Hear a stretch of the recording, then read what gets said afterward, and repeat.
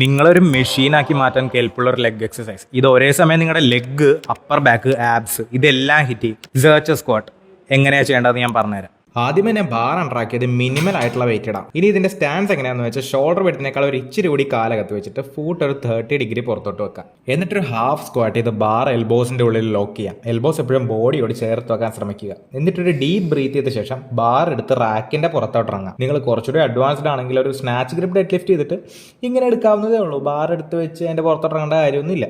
Now that bar നമ്മുടെ എൽബോസിന്റെ ഉള്ളിൽ secure ആയ ശേഷം ഒരു ഡീപ്പ് ബ്രീത്ത് ചെയ്ത് കോർ ബ്രേസ് ചെയ്തതിന് ശേഷം മാത്രം സ്ക്വാട്ട് ചെയ്യാം. പ്രോപ്പർ ബ്രേസിംഗ് ഇല്ലാതെയാണ് ചെയ്യുന്നതെങ്കിൽ ബാർ ആവശ്യമില്ലാതെ മുന്നോട്ട് പോകാനും സംഭവം ഫുള്ള് കയ്യിൽ പോകാനും ചാൻസ് ഉണ്ട്. പിന്നെ ഒരിക്കലും ഇരുന്ന് കഴിയുമ്പോഴേക്കും ബാർ നിങ്ങളുടെ നീസിന്റെ പുറത്ത് റെസ്റ്റ് ആവാതിരിക്കാൻ ശ്രദ്ധിക്കുക. ഇത് കുറച്ച് ചെയ്ത് കഴിയുമ്പോൾ തന്നെ നിങ്ങൾക്ക് ക്വാഡ്സ് എല്ലാം നല്ലപോലെ ഫീൽ ചെയ്യാൻ തുടങ്ങും. അപ്പോൾ നിങ്ങൾ മനസ്സിലാക്കും ഞാൻ എന്ത് ട്രാപ്പിലാണ് നിങ്ങളെ കൊണ്ടുവന്നിട്ടാണ്.